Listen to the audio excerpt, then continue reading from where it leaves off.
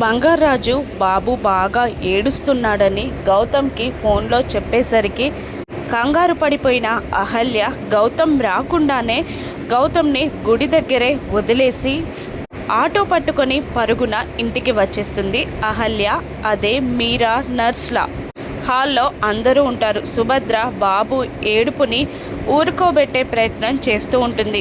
అప్పుడే పరుగున వచ్చిన నర్స్ మీరా అదే అహల్య బాబుని తన చేతుల్లోకి తీసుకుంటుంది.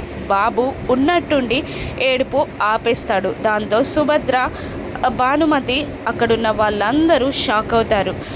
అర్జున్ ప్రసాద్, అవంతిక, కార్తిక్ కూడా షాక్ అవుతారు. భానుమతి ఒక్కసారిగా పైకి లేచి, అదేంటి, మేము ఇంతమంది ఉన్నాం కదా, మేమెవ్వరం బాబుని ఊరుకోబెట్టిన వాడి ఏడుపు ఆపలేకపోయాం. అదేంటి, నువ్వు ఒక్కసారి ఎత్తుకోగానే బాబు ఏడుపు ఆపేశాడు అని అంటూ ఉండగా అహల్య సైలెంట్గా నిలబడిపోతుంది. కార్తిక్, అవంతిక అనుమానంగా చూస్తూ ఉంటారు.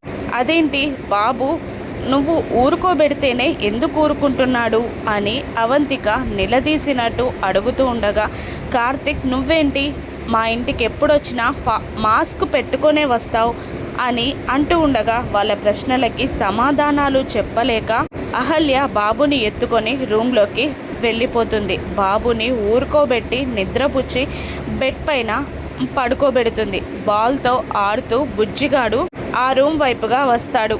బాబుని సంతోషంగా ఎత్తుకొని ఊరుకోబెడుతూ బెడ్ పైన పడుకోబెడుతున్న అహల్య ఫేస్కి మాస్క్ లేకపోవడంతో అహల్య ఫేస్ని బుజ్జిగాడు చూసి షాక్ అవుతాడు. బాబుని బెడ్ పై పడుకోబెట్టి మెల్లిగా తన మాస్క్ సెట్ చేసుకుంటుంది అహల్య.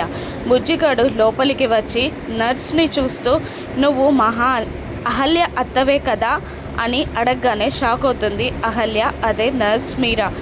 అహల్యే నర్స్ మీరా అన్న విషయం బుజ్జిగాడు ఇంట్లో అందరికీ చెప్పేస్తాడా? రాను ఎపిసోడ్స్లో చూద్దాం. Thank you for watching.